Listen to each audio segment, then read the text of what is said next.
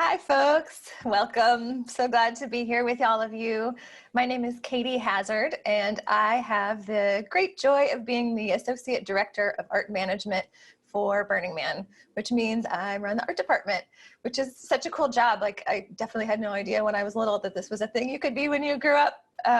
So I'm really excited to be here with you today and welcome you to ArtSpeaks. If you're new to the series, this is our third episode, and we hope to keep these going for quite a long time, so we're really just getting started. And as folks are still signing in, I'd like to invite you to say hello in the chat and where you're calling in from. We're hosting this at noon, our local time in San Francisco, so that hopefully we can include more international folks.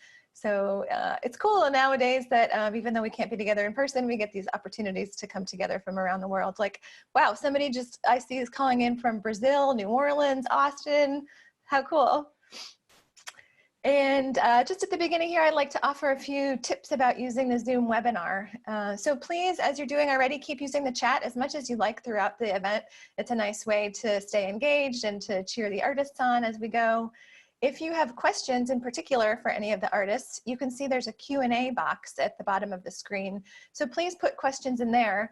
And at the end of our main part of the program, we'll do a Q&A session. So we can pull the questions from there and queue them up out of that section. So what is ArtSpeaks? For those of you tuning in for the first time, I wanted to briefly share what it's about. On Playa, we had this series called ArtSpeaks. It was live artist talks hosted in the Artery Everywhere Pavilion that our volunteer, John Valentino, started a number of years ago, and they were wildly successful. And now that we can't do them on Playa, we thought, oh, let's find a way to come together and do it now. The other piece is that, you know, honestly, my team and I hear some of the craziest stories, like with 400 plus art installations at Burning Man every year. You wouldn't believe everything that goes into making that happen. And it just kind of seemed only fair to want to get to share that with the wider world. So today's program, this particular episode is a little bit different from the previous ones if you've been watching all along. Right now, we are right up at the time when we would normally all be frantically packing and planning to head off to Black Rock City. It's, you know, the vacation where we work the hardest that we work all year. We love it the most. We have that opportunity to just to realize how amazing it is to be a human on this planet. Like it's such a meaningful journey. And so today we want to share some stories that evoke the special qualities of being on Playa. If you've been to Burning Man, you've almost certainly encountered the phenomenon that we call Playa Magic. You know, it's like the time when just the right person shows up at the right time, or something you lost comes back to you in a weird way, or a message you really needed to hear shows up in an unusual way. You know, it's not unique to the Playa. It happens in regular life, like you're thinking of your sister and suddenly she calls you, or things like that. But it seems to happen in Black Rock City with an uncanny frequency. So along with coincidences like that, the Playa is also a place where life can just seem more magical.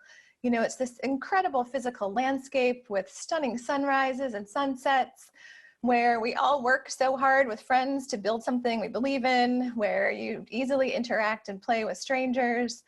And, you know, it lets you see that life can be different from how we usually experience it. And there's a lot of magic in that. I feel like out there we find ourselves just in a different realm than our normal life, and so it helps us. It helps allow the unexpected to take place. So how will today's event go? We have a dozen artists with us today, which is really exciting. We put a call out to our artist community and got these wonderful submissions. And so each of these dozen artists here created a short video, just a couple minutes long each, sharing a personal tale of Playa Magic as it relates to their creating art for Burning Man. And we've grouped the videos into a couple of categories, so I'll explain those as we go. And I think we're fortunate to have almost all of the artists with us here live today. If not, I think there maybe is one that wasn't able to join us. So friends, the artists that are here with us, would you all turn your cameras on for a moment and turn your mics on? And we're going to have a really cacophonous moment where everybody just waves and says hi and does a big hello moment. Hi, how are you? Hi, Kate. Hey there. Hey, everyone. Hello, everyone. Oh, so fun. And so thank you to all of you guys for being here live, and we will pull you back on live again when we come to the Q&A. So just a reminder to everybody that Burning Man is all about participation, right? We love to say that there are no spectators. So as you hear these artist stories, remember that you too can be involved. You know, everybody is welcome to bring art to Black Rock City. So if you'll humor me for a moment, I want to do a little taste of magic. I know we're not talking about this kind of magic today, but I couldn't help myself. So I have here my husband's wizard hat that I'm going to put on for a moment. And I have here my magic wand, my selenite wand from Mount Shasta. So I'm going to do a little magic. See, we don't really need a rabbit here. Let's see, what is it we need? Oh my goodness. What is this? It's not a rabbit. It's this amazingly magical little wonderful creature that Luna, one of our artists here with us today, crafted for me. You know, I don't know about you, but on Playa, I don't really need a rabbit. But if I had a magical occasion come along, I would want somebody like this with me for the ride. So I'm just gonna put it here as we go along today. Does it show? Yeah, there we go. Thanks, Luna. So enough of that. Thank you for humoring me. Let's jump into today's videos and stories.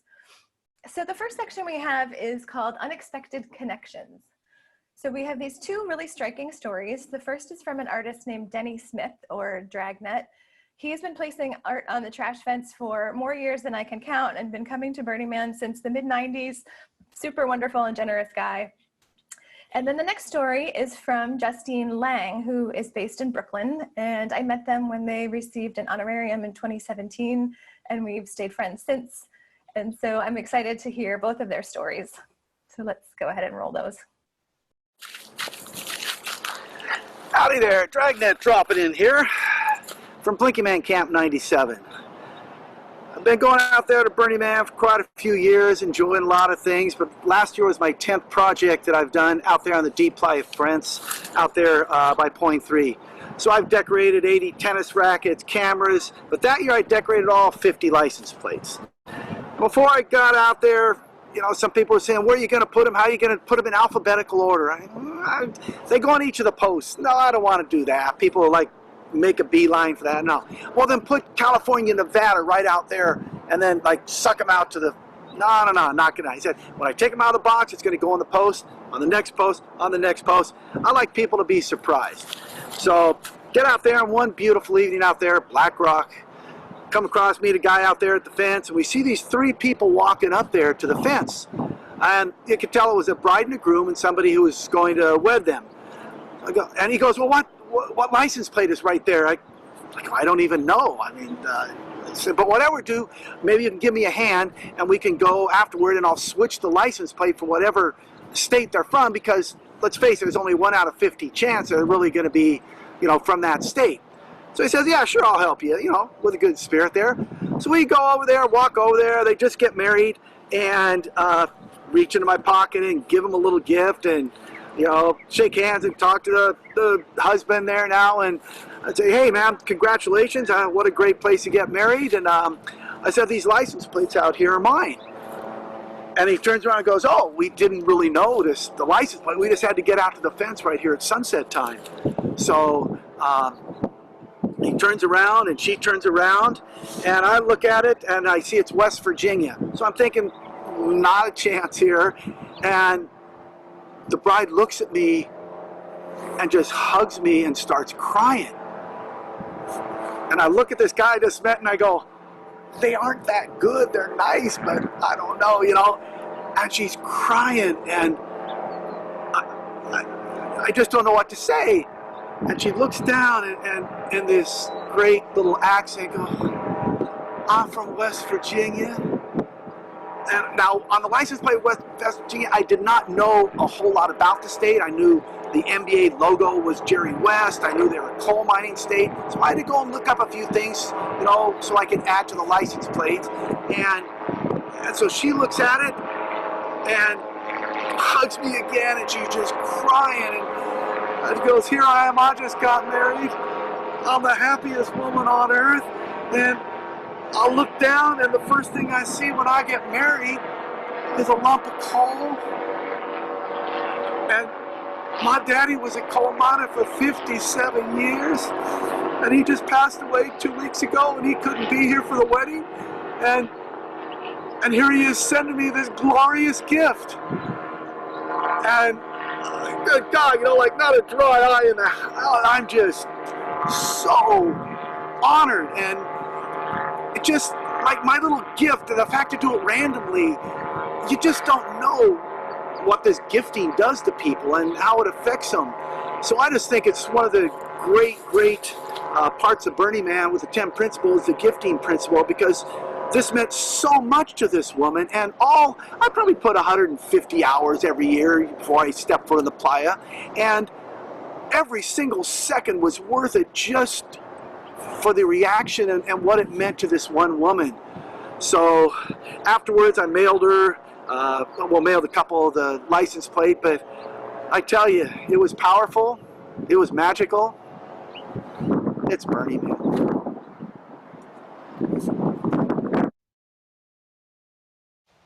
In 2017, we brought emergency ukulele stands. The piece was called In Case a Uke because inside these cases were ukuleles but they looked like these emergency call boxes that you might see on the streets of London or New York in the 1900s. Bright red, and they were intended to allow you to grab a ukulele in your moment of emotional crisis. On Sunday, after we had finished installing the piece, we felt like we wanted to initiate the piece with some kind of ritual to the playa on Monday morning because we knew some of the ukuleles might not come back. And so we zip tie the piece shut, we put a sweet note up, please come back Monday sunrise. Later that night, we're walking out just to get a taste of Burning Man after we've been setting up for half a week.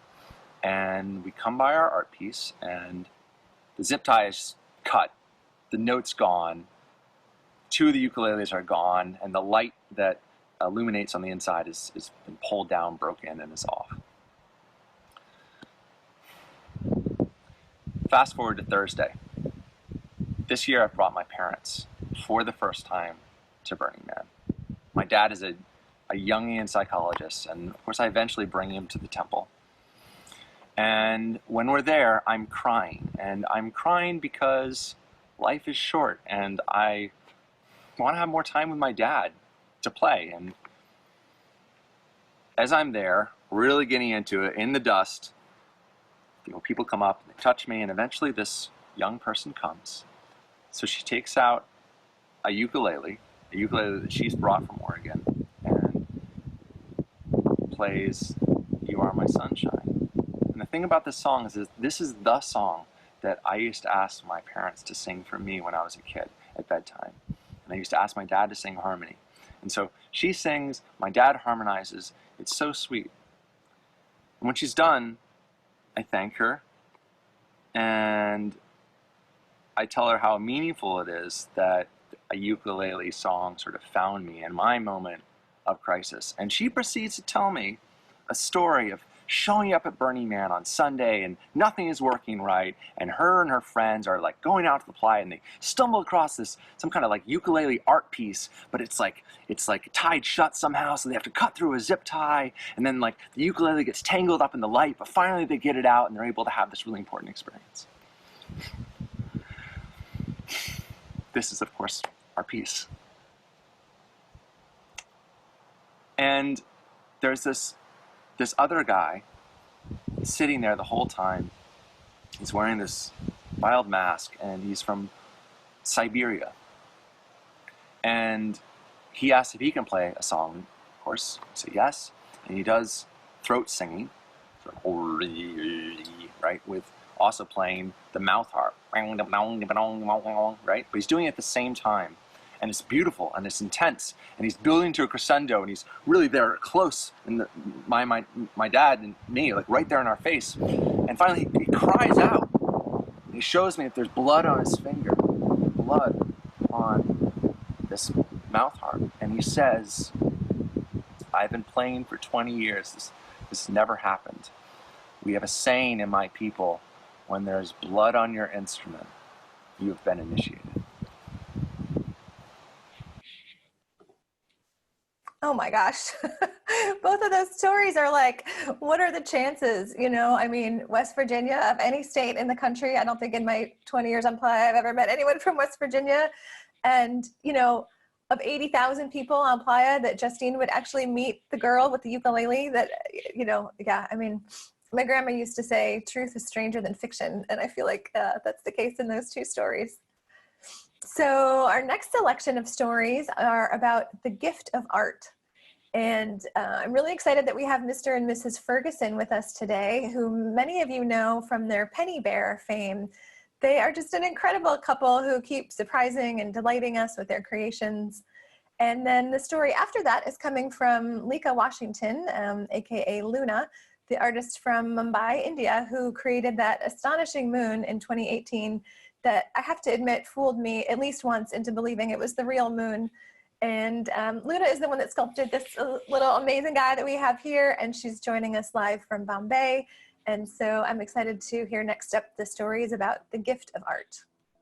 The magic with this piece from 2019 is our Be project, Be or Not to Be.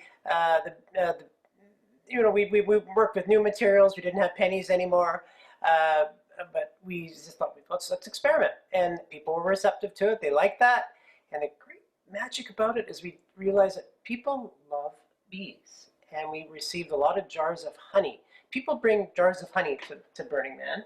Oh, yeah. And there's a lot of beekeepers who go to Burning Man, and it's led to a lot of other exhibitions with this piece, and us making some small pieces for other people. So. Hooray for the bees. So yeah, it's done well. Magic of Burning Man. Yeah, I mean, the magic is really comes from the idea that Burning Man allows people to have the opportunity to create art. That is the true magic, is that nobody says, oh, you can't, you shouldn't. They say you should, and come and bring it here. And that's what we found out, and that is what has been an entirely magical journey for us. Magic, right? Right. You're magical.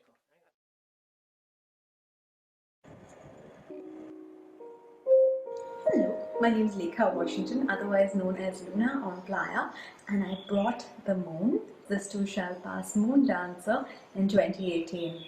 I have to say this was one of the most, if not the most magical experiences of my life. In fact, it's a tiny little bit of hope that I carried with me over the last 4.5 months. I was just carrying my smallest piece, which was a moon that I could fit into a suitcase and bring to Playa. And somehow that scale worked out that it blew up, quite literally, pun intended. There was this game that was being played about which was the real moon and which was the fake moon, and I saw the light in people's eyes when they talked about seeing the phases, and they individually started speaking about the phases like they were seeing it all by themselves. And it was just absolutely magical. I think that's why I make art, to make a difference, to make somebody go oh and wow, and it really did make that difference. I think for me, Moon Dancer was also really, really lovely because of the way that it interacted with other installations. For example, I ran into Paraluna, and Paraluna was playing what I thought was the Moon song, which was also my song in a sense. They were playing Claire de Lune. So for a moment, what happened was the Moon Dancer was dancing above Paraluna, and we did this sort of synchronized dance for Claire de Lune. It was just spectacular and completely something that happened on the spot. For me, this is what brings me hope. I want to make so much more. Really, it's what keeps me going to make the world a little better.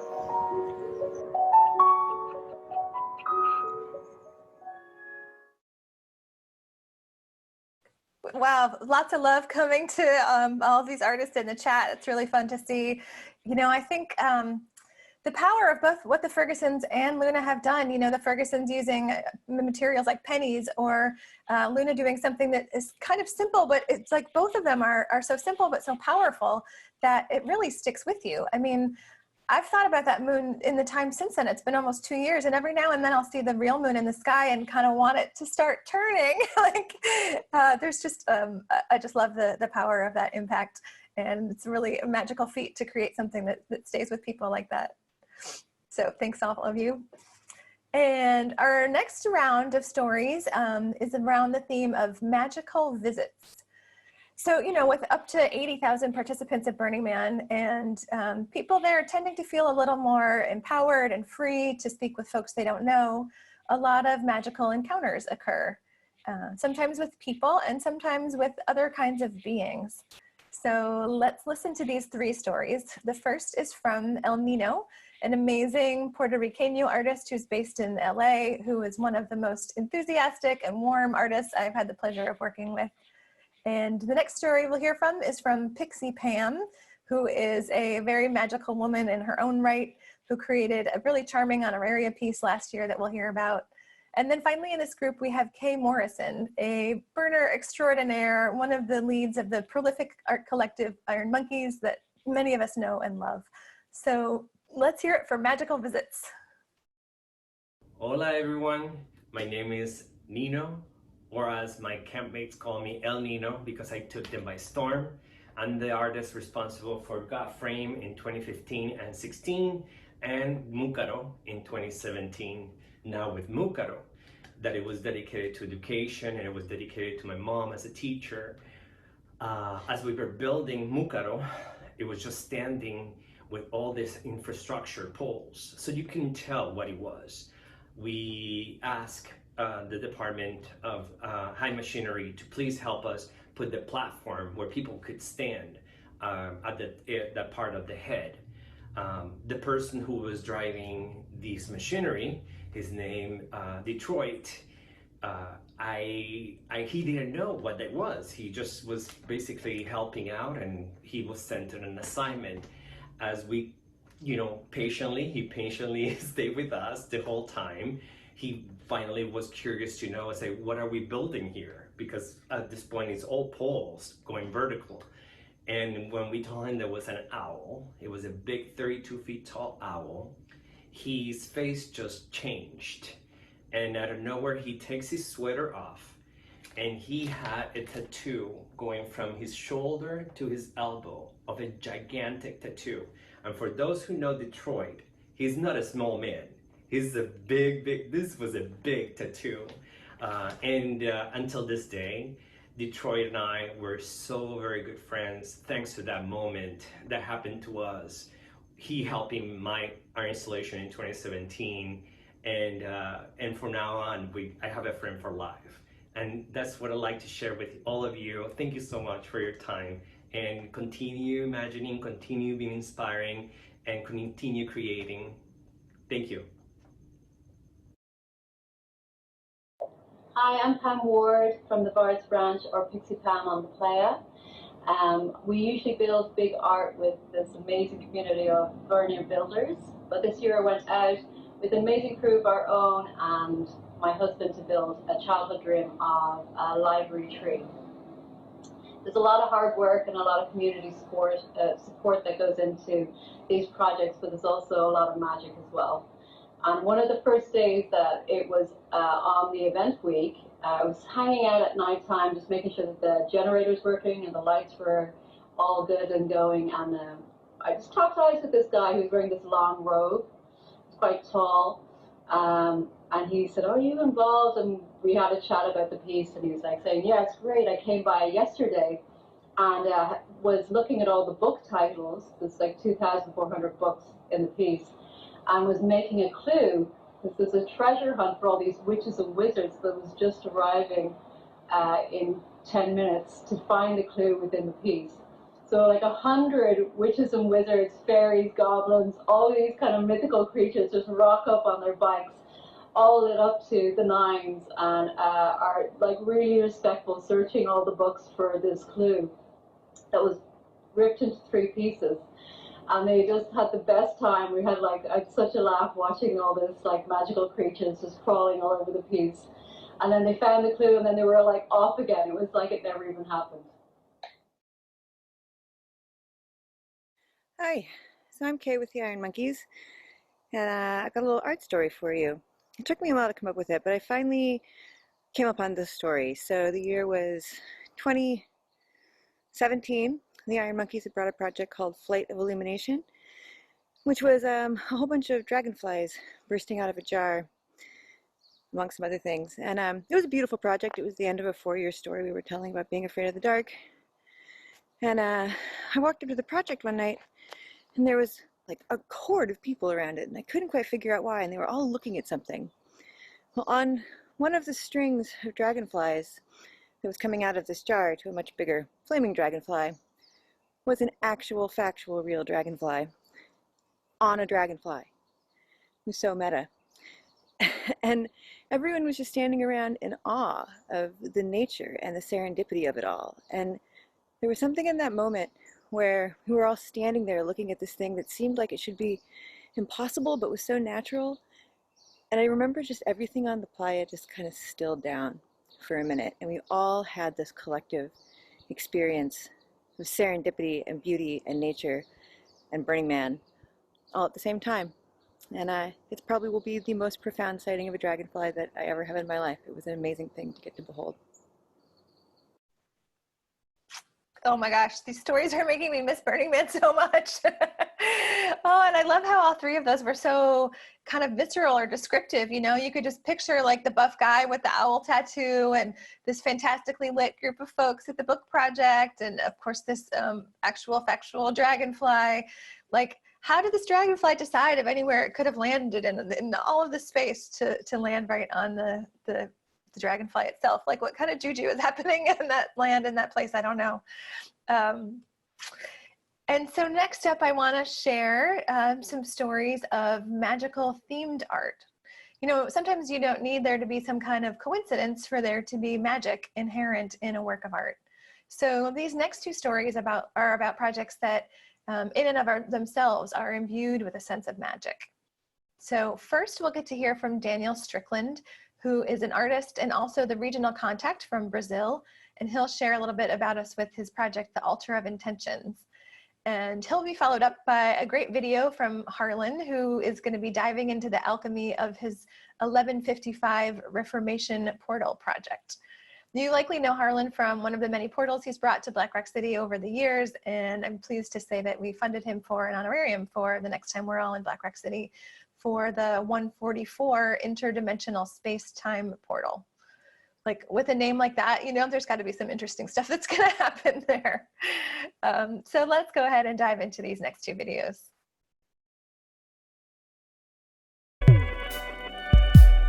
Apresentar a água aqui no deserto, ele tem um efeito muito forte nas pessoas. A questão da água é uma questão assim maternal nossa. É o elemento que simboliza a vida. Então você apresenta a água como arte, você potencializa essa maneira como as pessoas estão olhando para a água. Quando eu fiz o meu primeiro Vortex, e a gente ficava sempre naturalmente tratando a água de uma forma diferente. E eu comecei a sentir que em algum momento assim aquela água, aquilo não era mais um objeto ali no meu estúdio. Eu sentia aquela presença ali, sabe? Foi aí, inclusive, que eu acabei chegando nos estudos do Massaremoto. Então ele fotografa gotículas de água no microscópio. Em determinado momento ele começou a estudar se o simples pensamento geraria alguma mudança.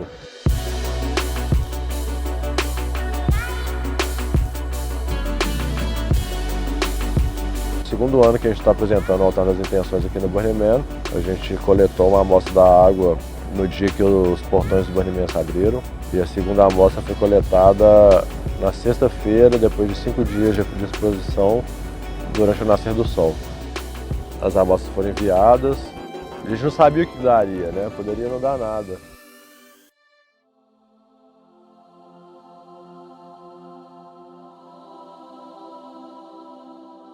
Eu acho que a principal mensagem que o altar passa é com certeza a mensagem do amor.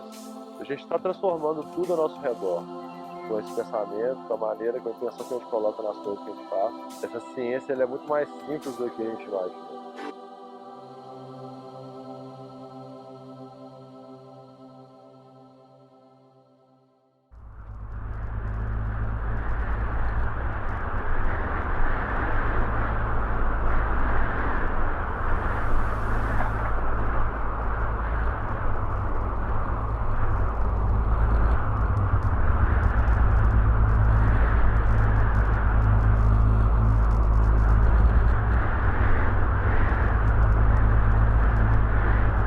this is the 12th year of building portal installations at Burning Man, and for this year I'm collaborating with several other artists. Kathy D'Onofrio, who's created all these paper mache beings, and it tells a whole story about this reconciliation of duality. And then I was fortunate to meet Mark Sims, who's provided the wind and solar power for the portal. You know, one of the key things that all of my portals have is a sound installation called the Quasar Wave Transducer.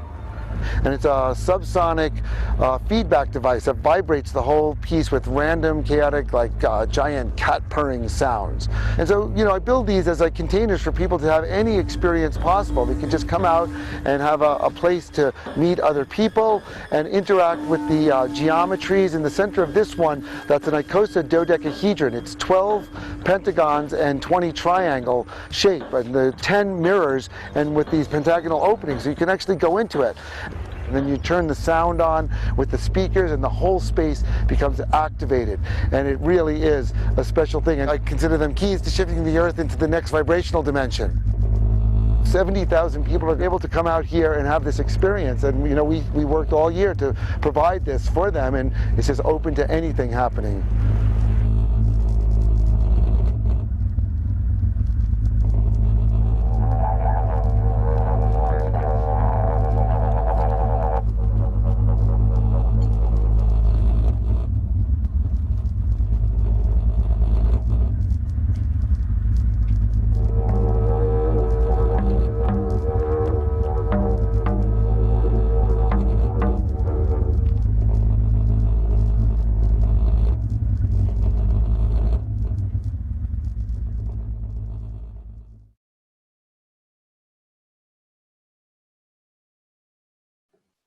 Wow, those two were both really something. I couldn't help but think as I'm here with my own glass of water, I'm like, well, is the power of this call we're doing on ArtSpeaks gonna, you know, change what's going on in my water? That was such a neat project, the water tornado. And then the year when they added fire into it, I mean, that was something. And Harlan, I just love your portals. I've had some really special moments in them. And if you guys haven't experienced it before, when you lay in there with this Quasar Wave Transducer, it feels like you're lying on a giant purring cat. You know, it has this like, it's like really something else and worth experiencing if you haven't already. And so our last group of short stories is grouped around the phrase you hear quite often at Burning Man: the playa provides. So, you know, this isn't an excuse to be unprepared, since part of our culture is about radical self-reliance and taking responsibility for your own well-being. But that doesn't mean that we don't look out for each other. In fact, people in BRC are incredibly open to lending a helping hand, to sharing whatever they have with them, even with perfect strangers, because, you know, somehow like no one really feels like a total stranger when we're out there. So if you have that experience where something you deeply need unexpectedly finds its way to you, you know what to say. It's the playa provides. So this last section here features stories from, first off, the one and only Kate Rodenbush, who is a much beloved artist by burners everywhere, calling in from New York. And the creatrix of this beautiful piece back here, the gold piece that was inspired by her project Passage Home. I have up here of the city shape of Black Rock City with the cutout of our founder, Larry. After Kate, we have Adrian Landon, who is one of the more earnest and genuine artists that I know. He creates these exceptional mechanical horses, you know, because why not? And then our grand finale will be with David Date, who is a designer and fabricator and artist based in Santa Cruz, who has some exceptional technical skills and a really great story about the playa providing. So let's go ahead and roll those stories. Hello there. This is Kate Rodenbush coming at you from my art studio in Brooklyn, New York City. I want to tell you a little story about Playa Magic in the Leonardo's workshop year at Burning Man. And that was 2016, and that was the year that I made this big sculpture called Helios with this big team. And here's a picture of it. Dun, dun, dun. It was 75 feet across here, and you wrote down what you wanted to activate within yourself and shine your light on the world. And But you had to coordinate with 6 other people on 6 of these pods, like a ritual. But you would only activate this intention by standing like the Vitruvian Man pose, to shine your light beam out into the night sky and have it return to you. But on this night, typical sandstorm. How unusual. And the screens were actually, they were filled with sand. And so the lights weren't really coming through because it was just like muddy, obscured. And a lot of the sand was on the back. And I couldn't knock it off because A, I didn't have a broom, and B, it was actually made out of silk georgette. Little known fact, silk. And so I thought I was gonna rip it. So it was caught between the point where you're like, oh God, do I just let go and just live with it? Or do I make some crazy heroic effort, go back, get tools, get the try to fix it? And so I was just ruminating about the whole thing, like, ah! And then I hear this wild voice from behind me say, Black Rock Cleaning Service, does anyone need a blowjob? And I'm like, what the hell? And I look behind me, and it's the amazing artist, Android Jones. And he's standing there with a jetpack on his back, with this crazy hat, and with a bazooka-sized leaf blower. Yes! And I said, oh my God, yes, the Playa will provide. This is amazing. You are the exact right person with the exact right tool at the exact right time. This is Playa Magic. And I said, please, Andrew, could you please? I have the light is obscured on all of these things. I need your help.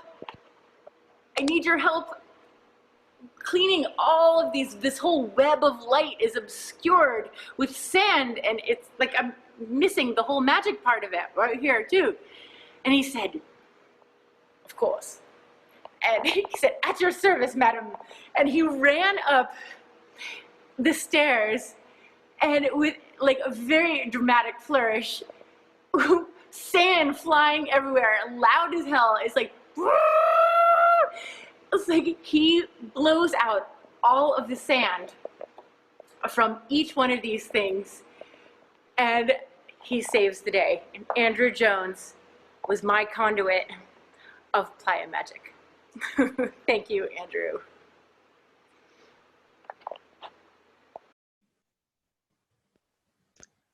Hey world, people, burners, art lovers, everybody.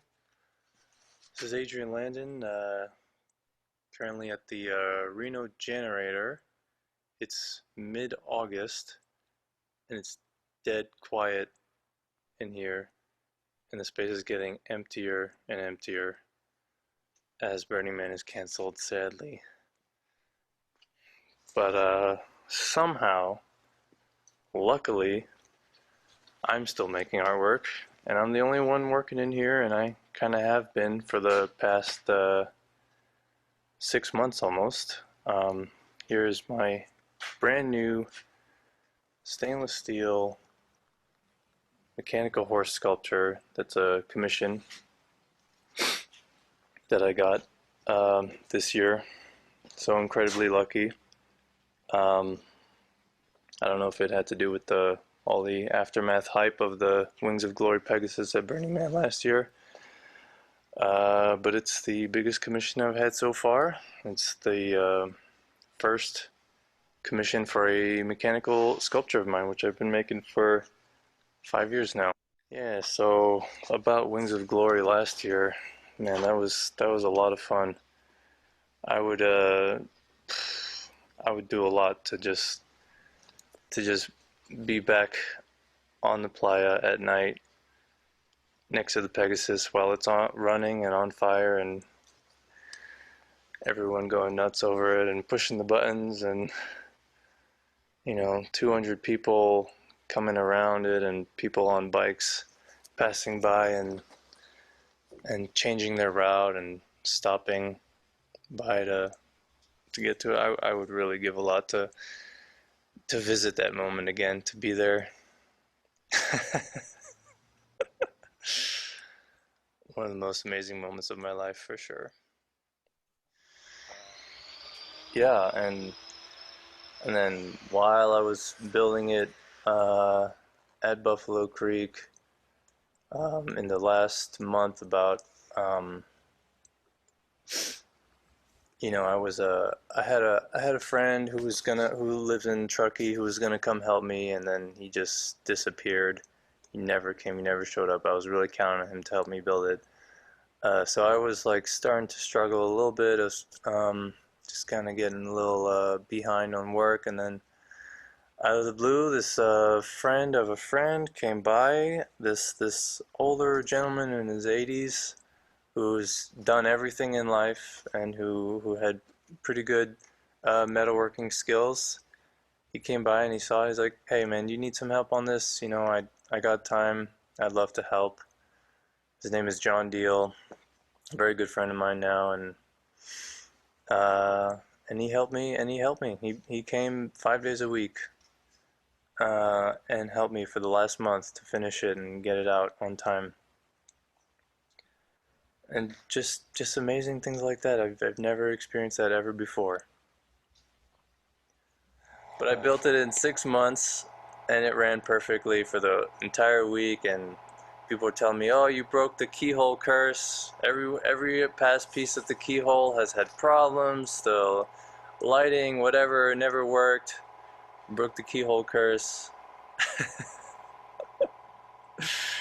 So the actual Burning Man experience was just, it was you know, serious work, but it was just glory. Wings of glory, man. Just glory for a week, and I would do anything to experience that again.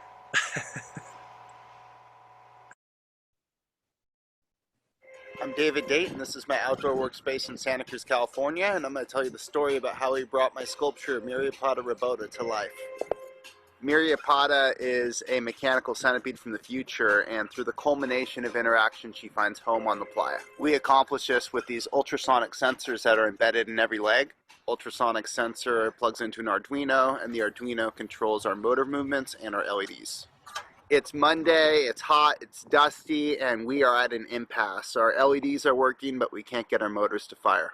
We're feeling pretty discouraged, and we're thinking about giving up. That's when a lady shows up on a Dragonfly art car. "My husband built a mechanical centipede in 2007. You think he would come out here and give us a hand?" 20 minutes later, Chris shows up. "You gotta put the relays down, and then you can send current to the motors." It turns out that Chris is probably one of the leading experts at modifying this particular controller. So we swapped the line of code, and Myriapoda came to life. We're tidying everything up, and we're packing the computer into the belly of the centipede. One of our wire leads shorted to the motor controller. Myriapoda wasn't working anymore. So we got some jumper cables, and we shorted the motors to the batteries. And that's how Myriapoda came to life on Playa. Burning Man has taught me to let go of expectations and be trusting and at ease with whatever outcomes life has in store for me. I've been able to apply these lessons to my professional and my personal life. What has Burning Man taught you?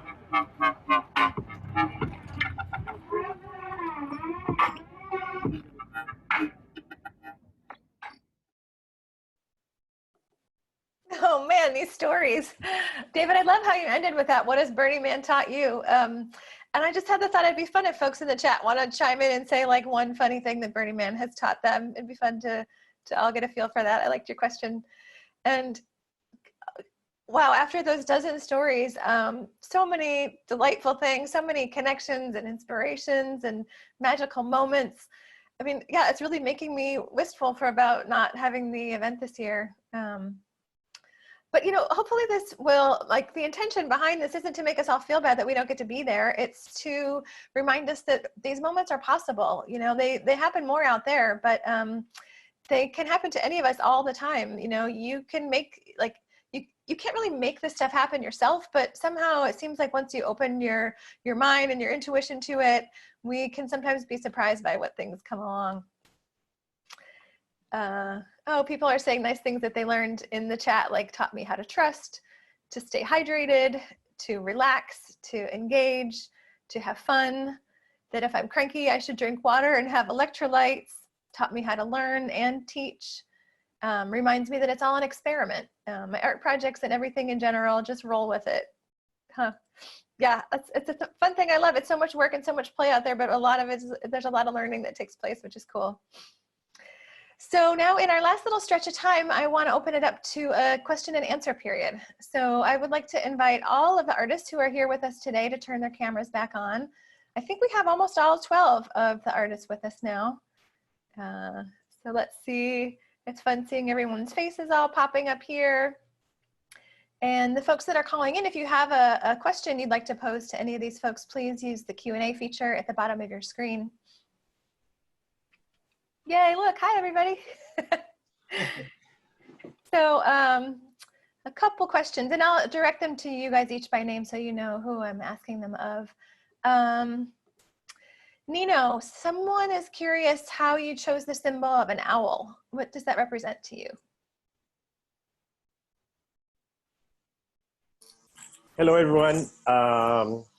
Of course, from all days, the gardener just decided to be next to me right now on this moment. So I'm sorry, I apologize for that noise.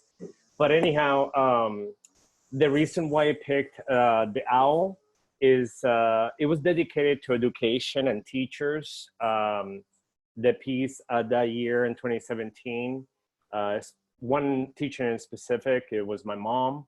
I wanted to honor her. And that's why when you went inside Mukaro, it was all the school memorabilia inside of it. And I wanted to dedicate it to education. We all know the owls as a symbol of wisdom. Also the symbol of, like, you know, you see them with the graduation hat or the graduation diploma. So that's the main reason why I picked the owl to be a symbol of the education, which is what I'm trying to do, also do on my next project with the Mucaro for Puerto Rico, which is the one that I want to educate the people in Puerto Rico about sustainable energy options. That's wonderful, thank you. Thank you. Kate, someone is asking about you and Android Jones being friends and wondering if you've ever collaborated on a project together. Yes, we're friends, and yeah, he and I actually wanted to do this big art commission, not for Burning Man, but for the Denver airport, which is like this really dark, awful airport with terrible symbolism. And we wanted to like bring in the light with our gill sets, whatever, but you know, some things are just too dark. So we did not get that commission, but the one thing we talked about was like one day, I'm like, what if one day I design a temple and he gets to do like the stained glass on it or something like that. We were just, you know, when artists get together, we dream about collaborating, like many of you, I'm sure. And yeah, I mean, God, there's so much talent out there. It's like, what can we make if we like merge all of our skills together? Mind-boggling. Cool, thanks. Yeah, I mean, I can kind of see your aesthetic has some little bits of similarity. Like I bet a collaboration between the two of you would be really cool. Can I just chime in real quick? Because Andrew and I did collaborate. He commissioned, after seeing one of my geometric portals, he had me build the DJ booth when he designed the main stage at Boom in 2010. And it was pretty awesome working with Andrew. And I was really honored that, you know, we were able to work together. So yeah, I'm glad to hear that Kate and Andrew, I'd love to see what they would do, because I'm sure that would be next level. But yeah, yeah, thank you.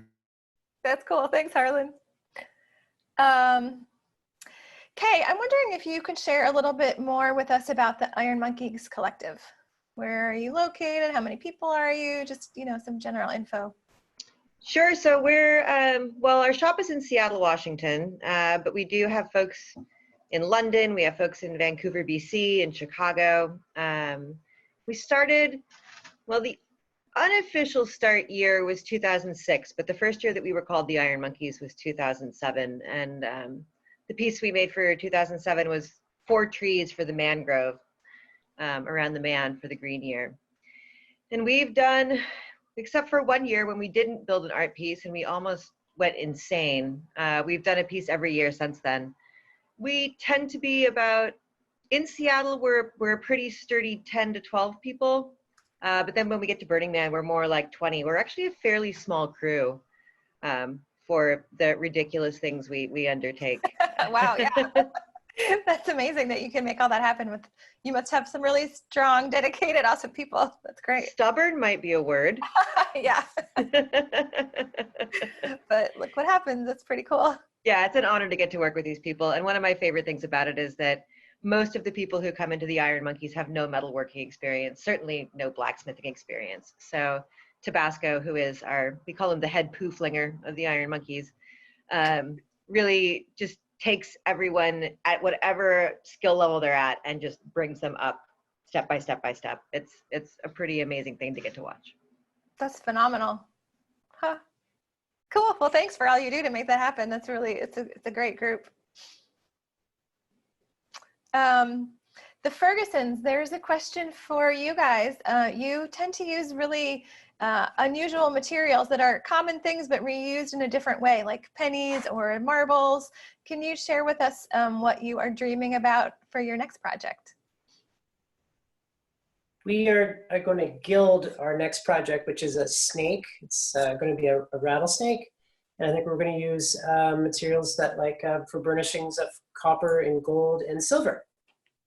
And there's a lot of experimenting going on. We're working with a Spanish artist who's making the molds of our, we're making flowers instead of scales on our piece. So well, thanks to Burning Man being canceled, we have lots of time to experiment with material. Burning Man is not canceled. It's just in another place this year. Yeah, you got. So it's an opportunity to use. Oh yeah, but it'll be using different types of resins and to produce the flowers and then gild them actually with some with gold leaf actually. So and then the recyclable materials will be all the steel that'll be in it, because that's all out back. So we try to use a combination of both. It's not quite pennies, but it is something we've never used before. So we're constantly experimenting with how to make it work in the best way. So the result will be 2021. Hopefully you'll get to see it then. That's great. I'm sure the gilding is going to look phenomenal in the bright sun and the space of the playa. That's wonderful. Thank you. Denny. Yeah, thank you. Yeah. Denny or Dragnet, somebody asked where you filmed your video. You know, for folks calling in, that was the very first one. He was in front of that gorgeous landscape of ocean and cliffs. If you're on the line with us, can you share where you filmed that? Well, hopefully you can hear me. My first time on the little webinar in Zoom here, but it was filmed in Palos Verdes, California. Oh, okay. And you live nearby? Yeah, I live in Manhattan Beach. Spent a lot of time in Venice, but thought that was a pretty nice backdrop, thinking of old Lake Lahontan, where the playa actually started millions of years ago. That's perfect. It was a lovely setting. Thank you. Sure. Luna, someone has asked, what was the moon made of?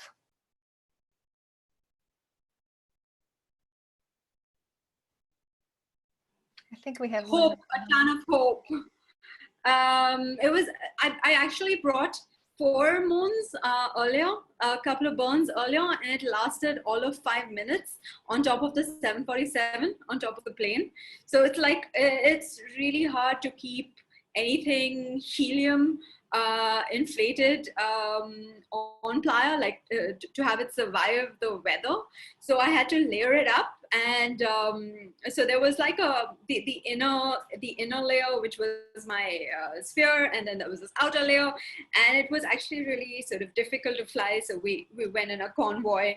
So it wasn't really it wasn't just me flying that thing, because I might have hurt myself. Which I did repeatedly, but yeah, hope. I think hope was it. I think a lot of projects on playa are made of hope. Yeah, yours worked out exceptionally well. Thank you. Pam, I have a question for you. someone's asking around the books that you selected to be part of your project. You know, I noticed when you showed that they were color coordinated, but was there any kind of theme to which books you selected as part of the Bard's branch? There was. It was like an 8-month process of working with the SF Public Library. They're all de-seeded books, so they're books that are gone out of commission. And they have a warehouse that give them for art and nonprofits and, you know, people that need books or want books. And after a year and a half, otherwise they go to the shredder. So they really are giving a second life. So I spent a lot of time down there picking any sexy, hedonistic, magical titles, funky colors. I would get really excited if I found a pink book and they'd hear me scream and they're like, she's got a pink book. I'm like, I found a pink book. But yeah, then we color coded them because we wanted to have 2 kind of rainbow helixes going up to the chair of knowledge to kind of get that flow, that feng shui going. But yeah, it was a lot of fun picking out the titles. Yeah, you did a really good job with it.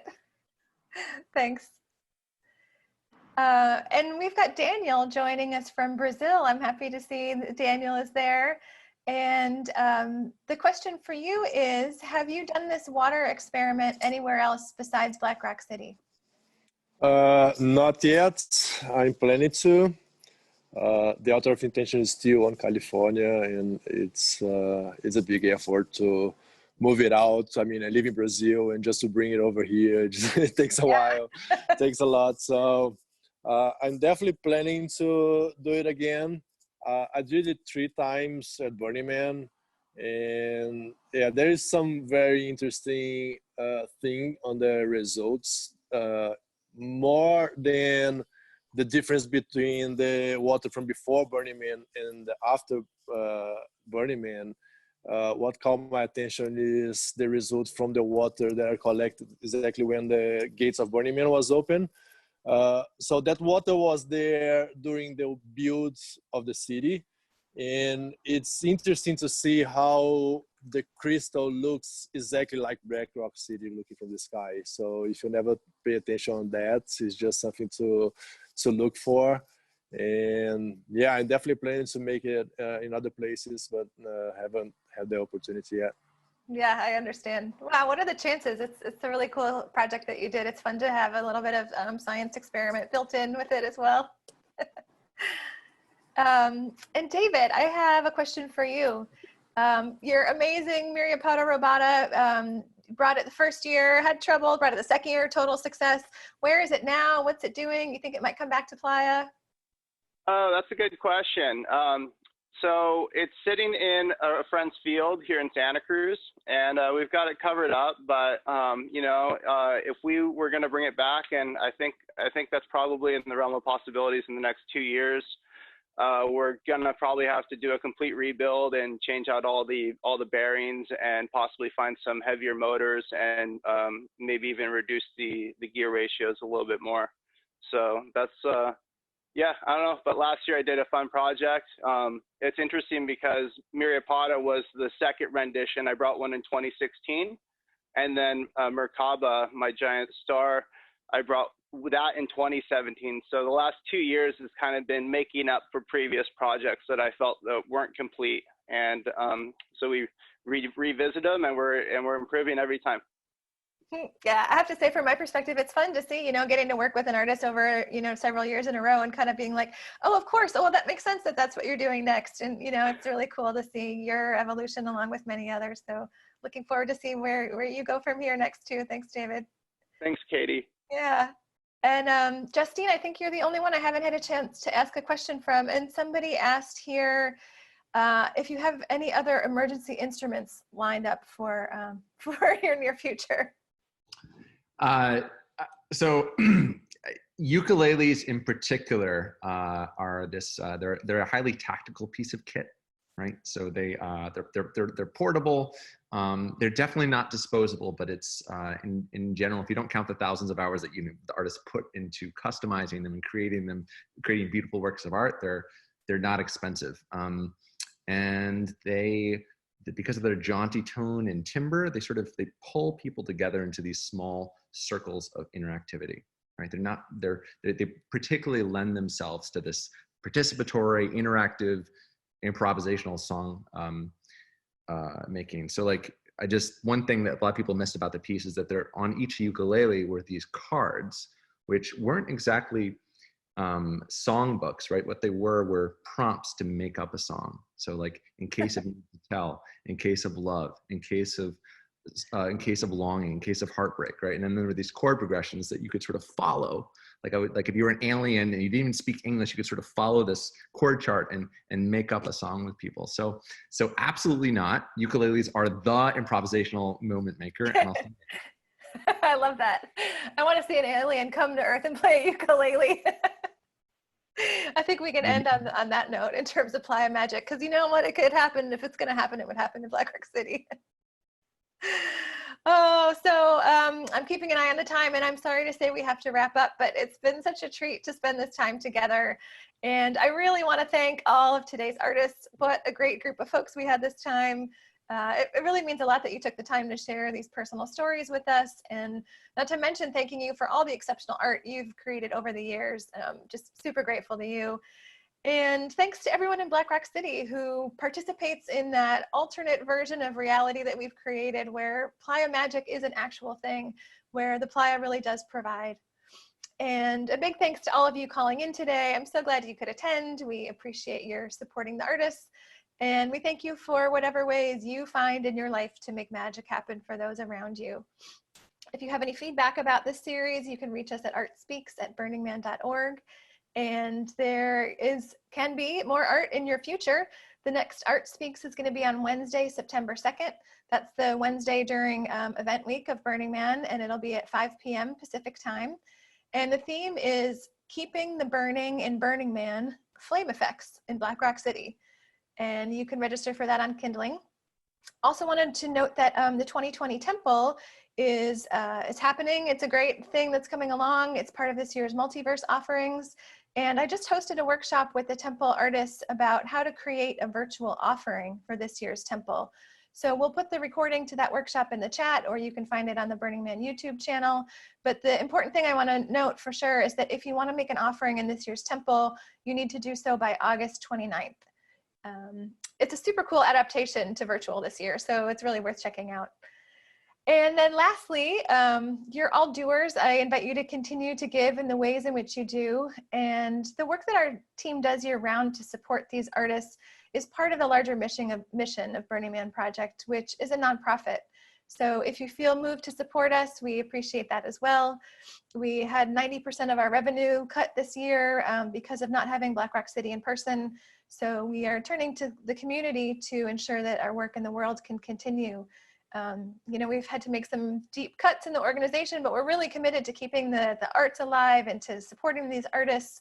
So we are asking if everyone can dig a little deeper this year and help support us.